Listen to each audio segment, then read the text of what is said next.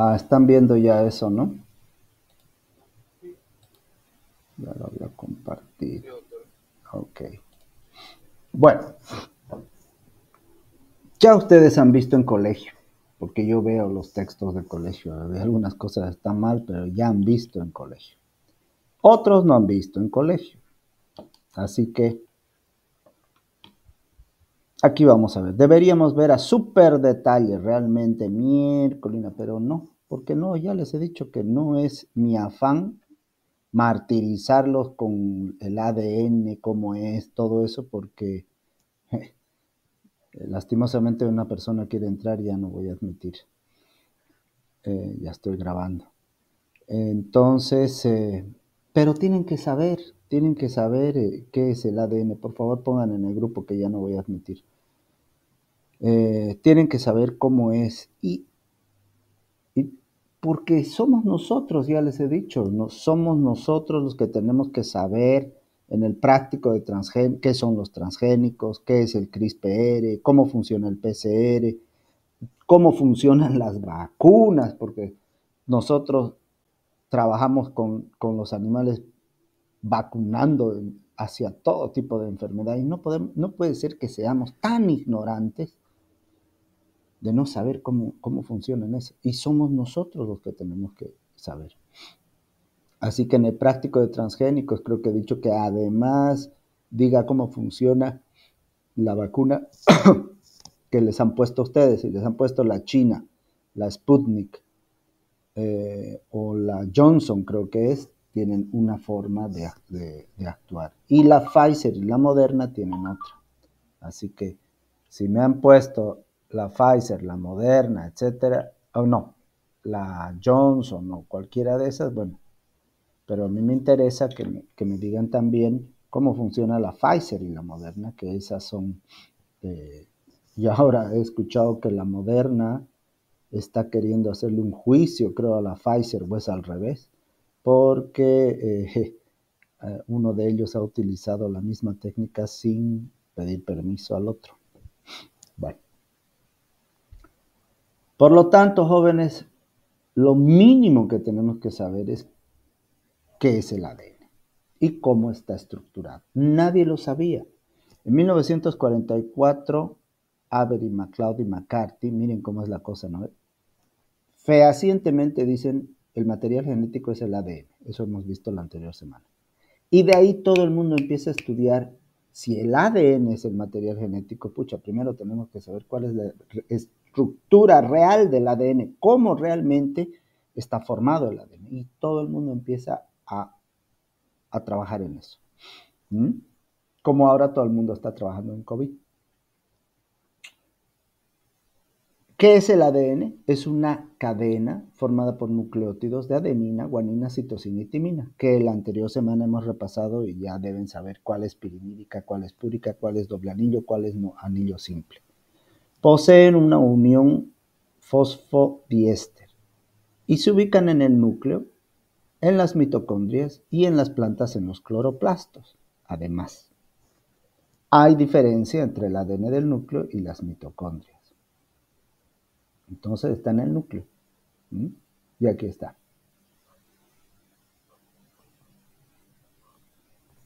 También ya hemos dicho en las bases químicas que tienen niveles estructurales, que la estructura primaria es la secuencia de nucleótidos de una sola hebra, la estructura secundaria la doble hélice, la estructura terciaria el ADN superenrollado.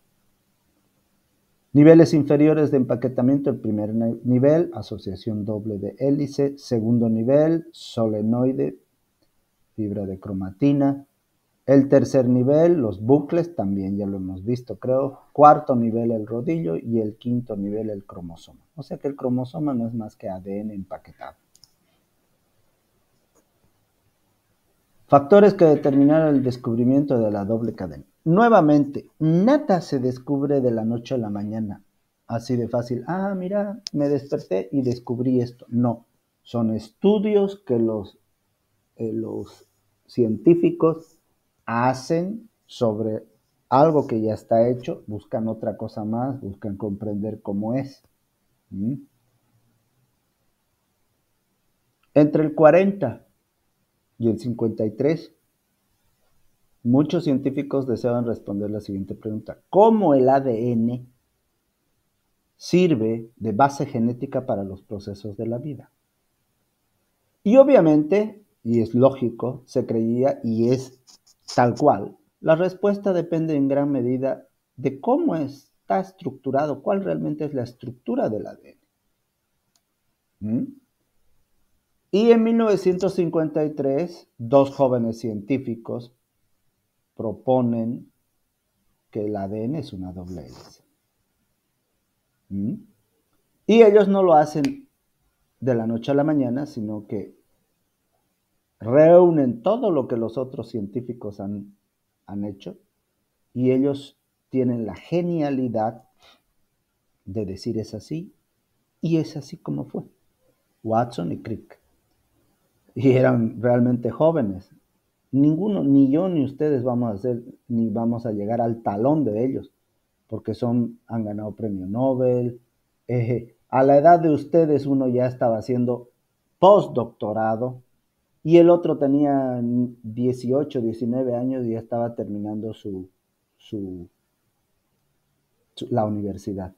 O sea que ni ustedes, ni yo obviamente, vamos a ser ni la sombra de ellos. ¿Mm? Y eso es lo que yo digo siempre. Esa gente es genial. La mayoría de nosotros, yo incluido y ustedes, no somos geniales. Y sobre eso le ponemos flojera. Ya llegamos a ser menos de geniales y menos de lo menos. Para ser por lo menos buenos nosotros los que no somos geniales, tenemos que estudiar harto, quemar pestañas, como dicen, ¿Mm? Y trabajar duro. Entonces estos dos jóvenes, uno de ellos está vivo, a ver si mañana me dicen cuál, Watson y Crick. La información que ellos tenían para llegar a esta conclusión provenieron básicamente de dos fuentes, pero yo pongo tres. La primera, su excelente formación en química y bioquímica, o sea, todo lo que les he mostrado la anterior semana, ellos lo tenían aquí, lo vivían, sabían cuál era base púrica, pirimídica, los enlaces de 3 enlaces, 2 enlaces de puentes de hidrógeno, sabían perfectamente lo que ni yo ni ustedes sabemos de la química y la bioquímica. ¿No ve? Porque apenas yo les he hablado que la pirimídica es así, que la púrica es así, que la AKT, pichanga. Pero ellos sabían toda esa base química. O sea, es lo primero, un fuerte conocimiento de toda la teoría química y bioquímica. ¿Sí? Eso es lo primero. Y sobre eso, dos cosas. El análisis de la composición de bases hidrolizadas de ADN, que enseguida vamos a verla, de Chargaff creo que es, y el estudio de difracción de los rayos X que ha hecho una mujer, Rosalind Franklin. Y en muchas cosas que ya les he dado para leer, dice que es injusto que solamente se ponga Watson y Crick y no a ella, porque ella fue la que inclusive propuso antes que ellos que era una triple hélice. Y ahorita vamos a ver qué es lo que hizo ella. Ahí están Watson y Crick, miren con su modelo, foto famosísima. Miren, este es más joven que ustedes. Y este es igual que ustedes, de la misma edad que ustedes, más joven, más peinadito y ordenadito, pintudito. Watson entró a la universidad a sus 15 años, así que ni yo ni ustedes nunca. Y el otro tenía 24 años, 2 años más que ustedes, en el peor de los casos 3, pero ya estaba haciendo postdoctorado. ¿Mm? Y ahí está el modelo, el famoso modelo que propusieron y con eso ganaron el premio Nobel. Vamos con la primera, análisis de la composición de las bases. Chargaff, tal cual, crea las reglas de proporciones de las bases nitrogenadas, utilizando métodos cromatográficos para separar las 4 bases del ADN. Y luego, después de que métodos cuantitativos significa medir cuánto tiene la cantidad de bases, saca esto en humano, en erizo de mar, en bacterias y en virus. O sea, ¿eh? mamíferos y otras vidas, entre comillas, inferiores, porque siempre nos creemos superiores nosotros, ¿no? Y lo único que hicieron ellos fue lo que Levene hizo.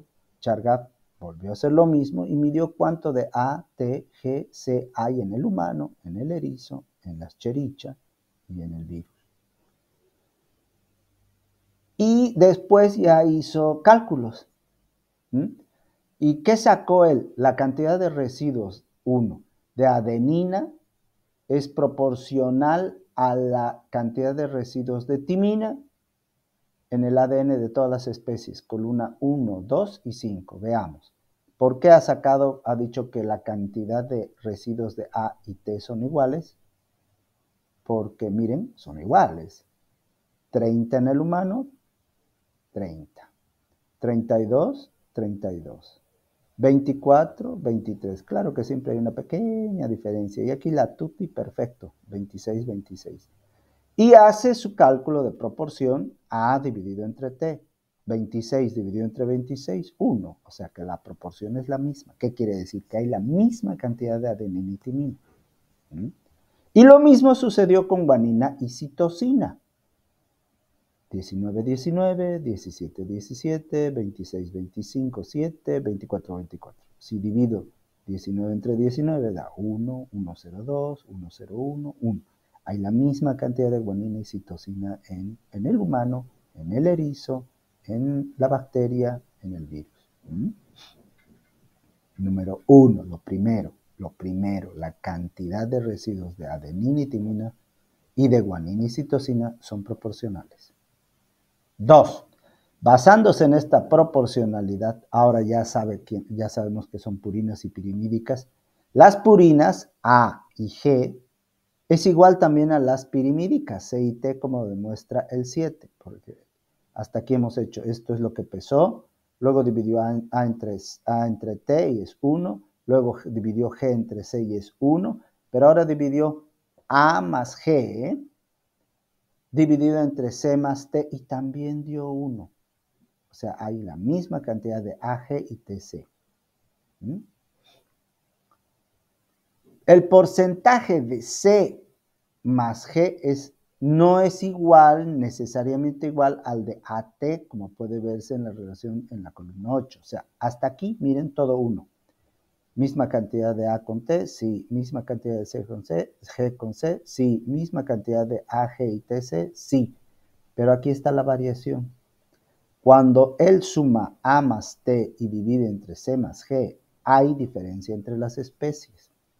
Y esta es la gran diferencia que nos hace entre un humano y un virus. Miren, casi nada. De hecho, el material genético de nosotros y un porcino es casi el 90%. Y arriba, casi somos iguales. Es por eso que muchas de las cosas que se hacen por ejemplo, trasplante de corazón, trasplante de hígado, ciertas técnicas quirúrgicas, primero se hace en los humanos, los médicos humanos, lo hacen en el porcino y luego lo aplican al humano, porque hasta fisiológicamente un porcino es bien parecido a nosotros. Somos omnívoros, comemos carne, comemos verduras, somos bien parecidos.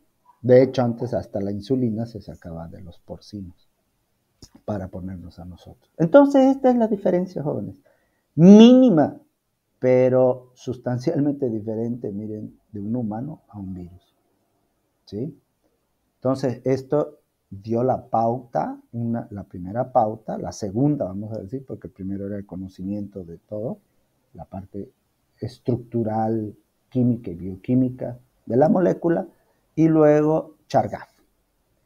Luego viene todo el trabajo de Rosalind Franklin, que ella entre el 50 y el 53 obtuvo datos precisos de la difracción de rayos X a partir de muestras purificadas. ¿Qué hizo ella? Ya los rayos X después de la Segunda Guerra Mundial ya sabíamos, y prácticamente sacó fotografías del ADN con rayos X. Y eso le valió también morir de cáncer. por la exposición a los rayos X, excesiva exposición de ella. Entonces, imagínense, todavía Watson y Crick siguieron vivos y ella, que fue súper importante y que no le dan esa importancia, hasta falleció. Y su investigación confirmó un par de cosas. Confirmó que hay una periodicidad, o sea que siempre es igual, que hay 3.4, hay una distancia de 3.4 Armstrongs entre las bases. Y ahí es que ella sugirió, esto puede ser que es algún tipo de hélice, y ella dijo una triple hélice. O sea, ella ya fue, pero no hilvanó todo. Los que hilvanaron todo lo que estaba relacionado al ADN y llegaron a lo que debería ser y a lo que es, fue Watson y Crick. Entonces ella sacó rayos X aquí del ADN y si yo me sacan rayos X del tórax, ¿qué vamos a ver? Las costillas, plin, plin, plin, plin, plin, ¿no? Simétricas, tal cual. Lo mismo fue ella. Sacó rayos X al ADN y salía esta placa. Y en esta placa, aquí estaban las CGTA, CGTA, todos tenían dos cosas importantes. Siempre, siempre, entre base y base había 3.4 Armstrongs y siempre, siempre tenía un diámetro de 20 Armstrongs, el ADN. Y por eso ella dijo, pucha, por ahí es una triple hélice. Jóvenes, esto es lo que quiero que me respondan en su examen. ¿Y saben qué? Me responden...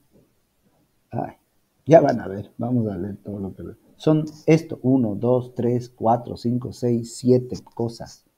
Por eso les digo, describa detalladamente el ADN según el modelo de Watson y Crick. Y no, nada. Son dos largas cadenas polinucleótidas que están enrolladas alrededor de un eje central, formando una doble hélice enrollada hacia la derecha que se llama dextrógira, o sea, que gira a la derecha. Las dos cadenas son antiparalelas, es decir, que una cadena va de norte a sur, si quieren, y la otra viene de sur a norte. C5, C3. O sea, una va al norte y la otra viene al sur. Antiparalelas, por eso. Y esto es importantísimo, vamos a ver por qué. 3. Las bases de las dos cadenas yacen formando estructuras planas perpendiculares al eje. O sea, sobre un eje están ahí apiladas, si vale el término, una sobre otra las bases. Ahí está justo, apiladas unas sobre otras. Y separadas, como Rosalind Franklin mostró, 3.5 Armstrongs, que es 0.34 nanomicras. Y se hallan en el interior de la estructura. 4. Las bases nitrogenadas de las cadenas opuestas están apareadas como resultado de la formación de los puentes de hidrógeno que hemos visto la anterior semana. A con T y G con C. Y solo es A con T y G con C, porque hemos visto que si se hace A con C o T con G, los puentes de hidrógeno, un brazo queda suelto y eso hace que la molécula no tenga estabilidad.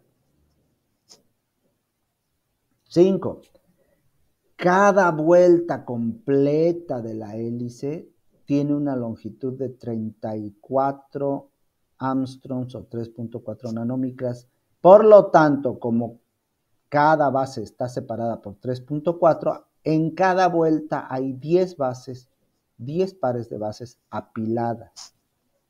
Y en esa vuelta completa, en esos 34 Armstrongs, se observa un surco mayor y un surco menor a lo largo del eje. Por último, la doble hélice mide siempre un diámetro de 20 Armstrongs o 2 nanomicras. Aquí está. Miren, este es el modelo de Watson y Crick en dibujo. ¿Qué dice? Volvamos a ver. Dos largas cadenas que giran a la derecha. Dos largas cadenas que giran a la derecha. ¿Qué más dice? Enrolladas alrededor de un eje central. Aquí está el eje central. Enrolladas, giran a la derecha. el modelo. Las dos cadenas son antiparalelas, o sea que una es, miren, 5', 3' y la otra es 5', 3' al otro lado. Esta es la condición, el antiparalelismo que hace que el ADN se enrolle. ¿Qué más? Las bases de las dos cadenas están apiladas una sobre otra a 34, a 3.4. Miren, taqui, taqui, taqui, taqui. Cada 3.4 están 10 bases. Y como hay 10 bases, esta es la vuelta completa. Mide 34 Armstrongs. Y en cada una hay un surco mayor y un surco menor. Un surco mayor, miren, y un surco menor. Las bases nitrogenadas están apareadas AT y GC. A con T con 2 puentes de hidrógeno y G con C con 2 puentes de hidrógeno. Cada vuelta tiene 34, hay un surco mayor, un surco menor y mide 20 Armstrongs de diámetro. Eso es lo que quiero que me respondan en el examen. Pero tutti, nada. Una pena, ¿no? Características importantes. Primera, la condición de antiparalela es clave, que la cadena va de 5 a 3 y la otra en sentido contrario. Si ambas cadenas discurrieran paralelamente, no se formarían los ángulos necesarios de constricción y no sería una hélice. En cambio, por este antiparalelismo es que van juntándose uno con otro y se van torciendo, torciendo, torciendo y se va haciendo la doble hélice. Segundo, la conformación espacial de la hélice dextrógira es más congruente a los datos que disponían Watson y Crick, porque hay también levógira que gira a la izquierda, pero todo eso, como hemos visto, el ADN Z, el ADN B, se hacen en el laboratorio. Otra cosa importante, la especificidad de las bases. ¿Y de dónde sale eso? De Chargaff, porque Chargaff ya nos ha dicho, hay la misma cantidad de A con T. Para que haya la misma cantidad de A con T, es que A y T están juntos. Hay la misma cantidad de G y C. ¿Qué significa eso? Que G y C siempre están juntos, si no, no podría haber la misma cantidad. O sea que lo de Chargaff fue determinante. De ocurrir así, y solo de ocurrir así, A con T y G con C, daría la estabilidad a la molécula porque A con T va a tener 2 puentes de hidrógeno y G con C 3. Si hago T con C, un puente de hidrógeno va a estar siempre suelto. A con G, un brazo del puente de hidrógeno va a estar suelto y la molécula no tendría estabilidad química necesaria para mantener las cadenas juntas. Entonces, citosina con guanina tiene 3 puentes de hidrógeno, ya lo hemos visto, y adenina y timina 2. Y este A con T y G con C es lo que determinó Chargaff de que siempre había la misma cantidad. Y para que haya la misma cantidad, tiene que haber pues citosina y guanina en la misma cantidad. ¿Por qué no son posibles otros pares de bases? Se desestimó A con G y C con T, aunque pueden aparearse, purina, purina, pirimidina y pirimidina. ¿Por qué? Porque si se hace purina, purina y pirimidina, ya no tendría siempre 20 Armstrongs de diámetro. ¿Por qué? Porque A y T, uno de ellos es simple y el otro es doble. Simple, doble, simple, doble, simple, doble, su estructura. Si pongo aquí simple, simple y luego doble, doble, en algunos lados, ahorita vamos a ver, sería así, exactamente así, miren, eso dice. Se desestimó la unión A, G y C. Esto haría que haya una alternancia de diámetro de más de 20 y menos de 20 aquí. Claro, si O1, por ejemplo, adenina y guanina, es un doble con un doble, su diámetro es grande. Si pongo citosina y timina, su diámetro va a ser menor porque son 1 y 1. Entonces, el diámetro no sería exacto de 20, sino aquí sería 20, por decir 30, y aquí sería 18, 12. Pero no, todo es 20. Para que todo sea 20, para que todo sea igual, necesariamente es un adenina con una timina, que es un doble y un simple, y guanina doble con citosina. Así sí mantenemos los 20 angstroms de diámetro. Y obviamente el uracilo es en el ARN. Los puentes de hidrógeno.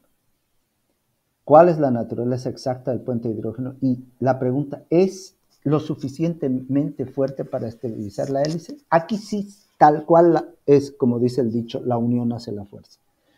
Son atracciones electrostáticas muy débiles. Es como un imán, jóvenes. Ustedes agarran un imán chiquito, bien chiquito en su mano, y ¡pum!, se pega. Y con facilidad lo despegan. Pero si tuvieran un imán de 1 metro de diámetro con otro, ¡pam!, se pega. Eso no lo despegan ni jajando ustedes.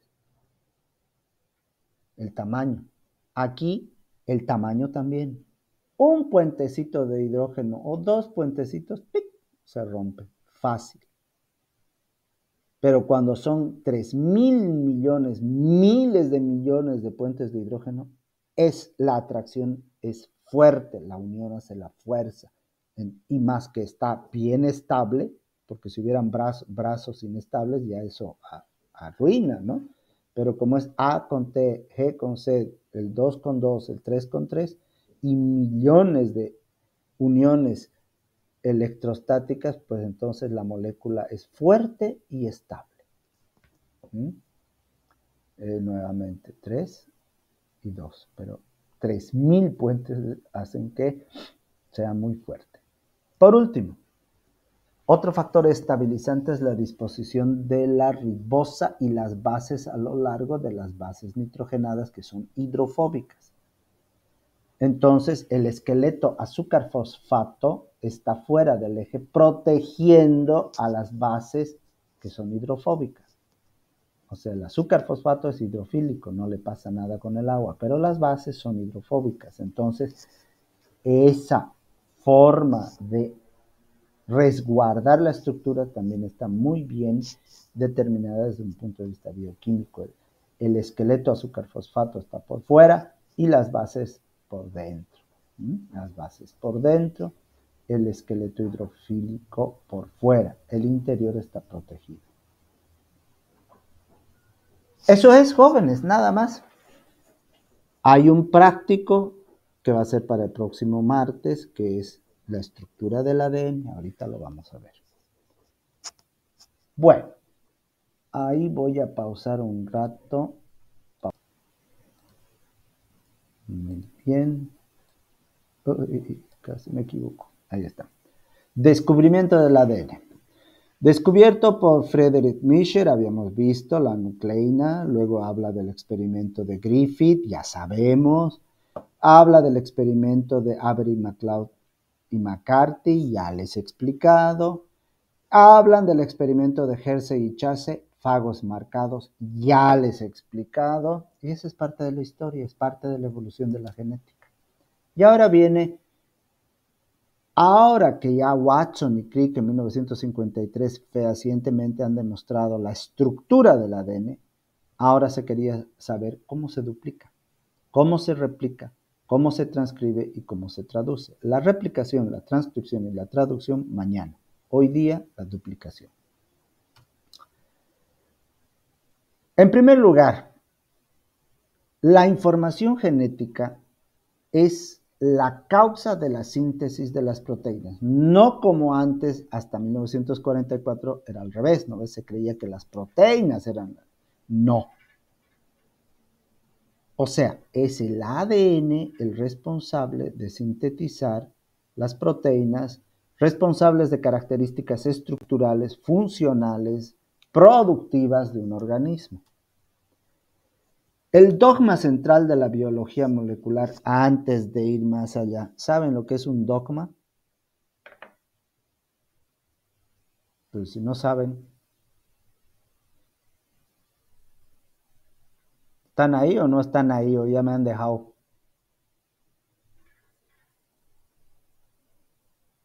No sabemos.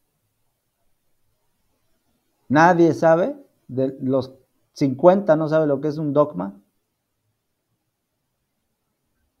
¿Qué tal? Busquen para mañana lo que es un dogma. ¿Cuál es el dogma? ¿Son católicos o son musulmanes ustedes? Una creencia después. Exactamente. ¿Son católicos o son musulmanes? La mayoría, ¿no? ¿Y cuál es el dogma del católico? Que se va a ir al cielo, ¿no? Que tenemos alma, que Jesucristo murió y resucitó. ¿Ustedes conocen a alguien que haya resucitado? ¿Que se haya muerto y haya resucitado? ¿Mm? No, ese es un dogma. Todos ustedes creen que se van a morir y van a ir al cielo resucitados, ¿verdad? Ese es un dogma, esa es una creencia, es una fe. Yo también creo. ¿Mm? Si ustedes fueran, ¿qué se llama? Los del Dalai Lama, hinduistas y todo eso, ¿cuál es el dogma? ¿Cuál es el dogma de ellos? ¿Mm? Pero ¿qué pasa? Ese es su Mesías, digamos, aunque no es Mesías, es un iluminado. ¿Qué pasa con ellos cuando se mueren? Exacto, ese es su dogma, reencarnan. Por eso no matan a un sapo ni a una chulupi porque piensan que puede haber sido su hermano. Si hago cosas buenas en el mundo, voy reencarnando a cosas superiores. Si hago cosas malas, a cosas inferiores. ¿Ustedes a qué reencarnarán? ¿A algo bueno o a chulupis? Depende qué hacen en su vida. Y cuando ya llegan al máximo, llegan se me ha ido la palabra en español, enlightenment, a la iluminación, o sea, al cielo. Y le han preguntado al Dalai Lama, ¿no ve que el Dalai Lama ya se ha reencarnado N veces? Cuando muere el Dalai Lama van y buscan por todo el mundo dónde se ha reencarnado su Dalai. Le han preguntado al Dalai Lama y le han dicho, ¿y usted dejaría, qué haría? ¿Cree realmente esto? Obvio, como ustedes creen que van a irse al cielo, ¿no ve? Y el Dalai Lama le ha dicho, yo dejaría de creer en la reencarnación si la ciencia me demuestra que no hay. ¿Mm? Y listo. Bien, porque nadie puede demostrar que hay o no hay una vida allá en el más allá. ¿Mm? Ese es el dogma. Esos son los dogmas. Y en la ciencia no hay dogmas. Aunque inclusive van a ver ahorita. ¿Cuál es el dogma central de la biología molecular? ¿Qué es lo que falló? Que el ADN forma una copia de parte de su mensaje sintetizando una molécula de ARN, mañana vamos a ver la transcripción, la cual constituye la información utilizada por los ribosomas para sintetizar una proteína en lo que se llama la traducción. Por lo tanto, el dogma central de la biología molecular es que el ADN se replica, eso estamos viendo ahora, se duplica, luego se transcribe, ¿qué quiere decir? Está cambiando, miren, de una escritura de chino a japonés. Y luego se traduce el ARN en proteína, de aquí, de chino a japonés, de japonés a español, proteína. O sea, de un lenguaje bioquímico se transcribe ARN y se traduce a otro lenguaje bioquímico. Lo propuso Crick en 1970. Y se dice que es el dogma porque el ADN hace proteína, el ARN no. Y resulta que, aquí está, miren, se replica, luego el ADN produce un ARN y luego el ARN produce una proteína. Mañana lo vamos a ver. Pero resulta que unos cuantos años más allá, dijeron, Crick, te equivocaste, Choquito, no hay ese dogma. El ARN también puede irse para allá, el ARN para aquí y luego hacer proteína. O sea, no hay en sí un dogma como tal, hay cosas que en la ciencia no hay nada escrito, oleado y sacramentado. Ahí está, vean, nuestro ejemplito de Levene. Levene dijo, esto es 111. Y después Chargaff le dijo, Levene, no es así, es así. Así que el mismo Crick, que fue premio Nobel de ADN, él propuso esto, este es el dogma. Y después le dijeron que no solo el ADN hace proteína como tal, sino hay ARNs que hacen proteína, o sea, no necesitan una transcripción.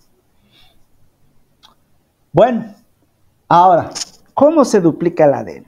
Otra vez todo el mundo investigaría, habían tres teorías, que era la semiconservativa, la conservativa y la dispersa. ¿Qué decía la semiconservativa? Y esta es, ahora nosotros ya sabemos, de dos hélices se forman dos nuevas, donde una de las hebras es vieja y la otra es nueva. O sea, una sirve de molde y la otra se crea sobre ese molde. Esa era una teoría y esta es la correcta. Había la conservativa que decía, no, de las dos se mantienen iguales y sobre eso se hace una doble nueva. Y había otra que decía, no, partecita es vieja, partecita es nueva, partecita es nueva, partecita es vieja. Y de una vieja salen dos nuevas, pero con partes viejas y partes nuevas. Incorrecto, incorrecto, esta es la correcta. ¿Y quién demostró eso? Mendelssohn y Stahl. Es uno, no he encontrado yo uno más bonito para explicar, es un poco complicado, tienen que leer, ver. Si alguien encuentra y explica, buenísimo. Pero él usó nuevamente hebras para diferenciar, marcadas, ¿no ve? Y logró hacer esto, miren. Aquí está. Marcó radioactivamente un ADN, ¿no ve?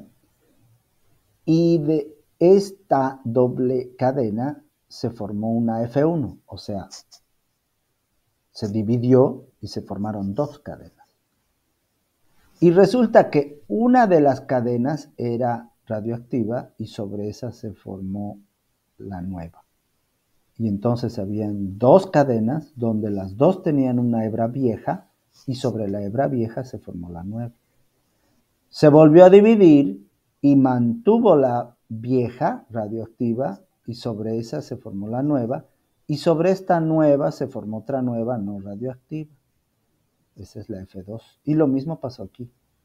En la F3 se mantuvo la hebra vieja que vino desde aquí parental, se formó una nueva y sobre esta nueva otra nueva. Y de estas dos nuevas obviamente se formaron.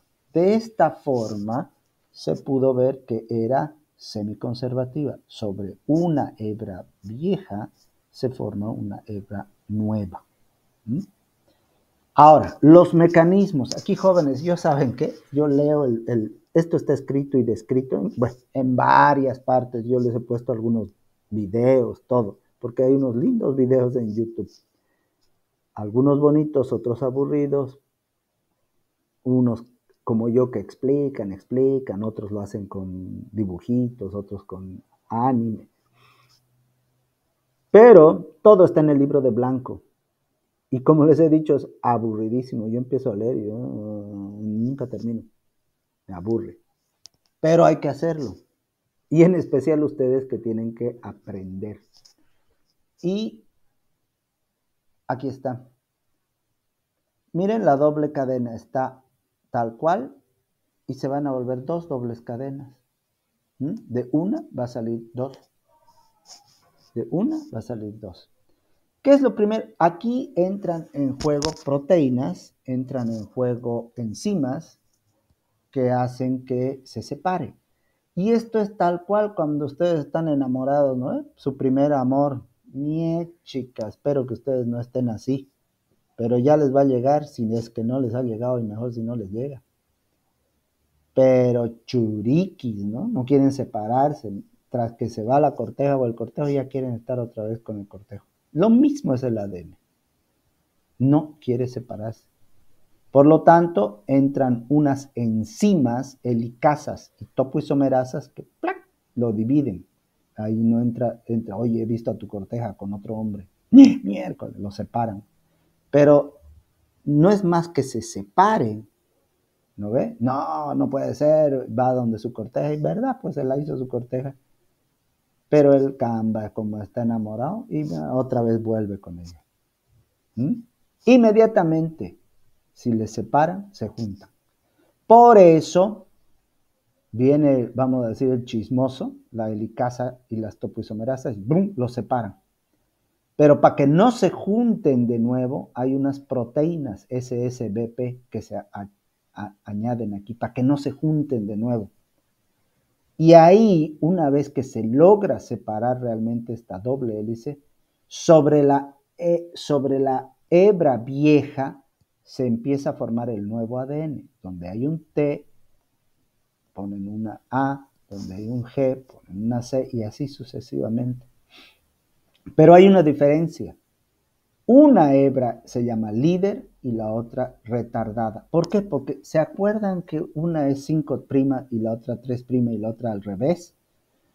Es con esta hebra líder empieza y no hay problema, corre. Es como si fuera yo, como si cualquiera de ustedes, yo los pongo en la plaza de la facultad y lo pongo, y del medio de la plaza les digo, quiero que corran hasta la fotocopiadora. Pero a uno lo pongo de frente y al otro lo pongo de espaldas. A uno le digo, corre de frente viendo hacia dónde corres, y al otro lo pongo de espaldas. ¿Quién va a llegar primero a la fotocopiadora? ¿El que corre de espaldas o el que corre viendo hacia dónde va? El que corre de frente. Esa es la hebra líder. Corre de frente y donde hay una T pone una A, donde hay una G pone una C, piqui, piqui, piqui, piqui, piqui, piqui. El otro, en cambio, como va corriendo de espaldas, de rato en rato tiene que frenar. Miren, esto es lo que hace aquí. Empieza a correr y empieza a fijar donde hay una A, T, G, C, va poniendo. Pero, como tiene miedo a caerse, entre comillas, se da la vuelta y forma un espacio. Forma un espacio y otra vez empieza. Tiqui, tiqui, tiqui, tiqui, tiqui, y así. Y luego tiqui, tiqui, tiqui. Se llama hebra retardada. Y en cada parte donde ella se para, hay una ADN polimerasa 1, una ADN polimerasa 2, porque esto es ADN. Pero ellas tienen una partecita que no es ADN, que son ARNs. Miren, fragmentos de ARN, porque se para y otra vez tiene fragmentos de ARN. Este fragmento que tiene ADN y ARN se llama fragmento de Okazaki. O sea, esta hebra líder no tiene ninguna rotura, todo normal. Pero esta se forma de a pedacitos. Y en cada pedacito se llama fragmento de Okazaki. Y luego queda el ADN y estos fragmentos de Okazaki son reemplazados por ADN, ¿no ve? Y por último, estos espacios que quedan, viene una ADN ligasa que lo une. Y así se forma la hebra retardada. Al final de una hebra doble hélice, tenemos dos doble hélices diferentes, pero una salió de una hebra líder y la otra retardada. La diferencia es que en este se va formando la nueva cadena de ADN de a pedacitos con fragmentos de Okazaki, y luego esto es lo que tienen que estudiar, ¿Qué función tiene la ADN ligasa, la polimerasa 1, la polimerasa 2, la polimerasa 3, la polimerasa, las proteínas, la helicasa, las topoisomerasas? Esto es lo que tienen que estudiar. Puntos a conocer. ¿Saben qué? Hay un origen de la replicación. Y no es como aquí, uno solo y luego dos. Es tan grande y tan enorme nuestro ADN que si empezaran por un punto y quisieran terminar así, nunca acaban. O sea, hay miles de puntos de replicación. Y es bidireccional, o sea que puede empezar aquí, aquí, aquí, aquí, en varios lugares y va para la derecha y va para la izquierda. Ese mecanismo requiere varias enzimas y la replicación es semidiscontinua, ya hemos visto, y necesita un primer o un cebador, alguien que dice desde aquí vamos a empezar, ¿sí? Así más o menos, miren, este es el ADN, esto es de blanco, este es el ADN, y aquí hay sitios de iniciación que son ricos en AT, por eso se llaman cajas TATA o cajas TATA, le llamo yo. TATA, ahí empieza, esos sitios empiezan a separarse. Y se forman burbujas de replicación que se llaman también horquillas de replicación en todo el ADN. Entonces lo abrimos con las helicasas y topoisomerasas y las proteínas SSBP, se abren y empieza a crecer el ADN para acá y para acá. Miren, empieza. Muchas enzimas entran en juego y al final terminan dos cadenas nuevas. Porque si fuéramos aquí para terminar en dos, nunca terminamos. En cambio se forman muchas horquillas o burbujas de replicación y es bidireccional. Y aquí está, esto se los he hecho yo, es del libro de Blanco, para que vean cómo se sintetiza o cómo se duplica un ADN. Miren, aquí tenemos uno, empieza a abrirse la burbuja y ahí dice, proteínas de desenrollamiento, helicasas, desnaturalizan la hélice en el origen de la síntesis formando la horquilla de replicación. Otras proteínas SSBP estabilizan a las recién creadas cadenas sencillas del ADN desnaturalizado, porque si no se junta de nuevo.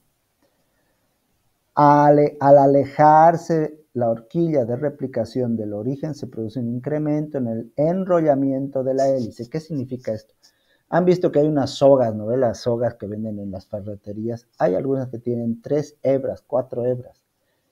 Es lo mismo que el ADN. Si yo a esa soga quiero por el medio, miren, por el medio de la soga, empiezo a abrirlas, un poquito va a desenrollar, pero va a enrollar fuerte, va a haber una tensión a un lado y al otro lado, no voy a poder. Entonces ahí se rompe, miren, rompe la acción enzimática de la topoisomerasa ADN girasa, disminuye la tensión creada. ¿Qué hace? Rompe.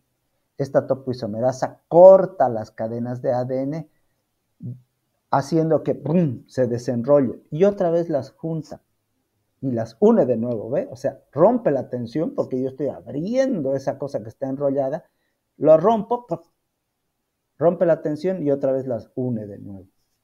Y una vez que ya está hecho, empieza a iniciarse la síntesis de las dos nuevas cadenas. La iniciación de la síntesis de ADN ocurre simultáneamente en las dos cadenas molde, o sea, en esta y en esta. Y participa un cebador de ARN sintetizado bajo la dirección de una ARN polimerasa especial denominada primasa. Y ahí está la líder y la retrasada. La ADN polimerasa 3 polimeriza las cadenas complementarias alargando simultáneamente el cebador existente en dirección 5'3. Miren.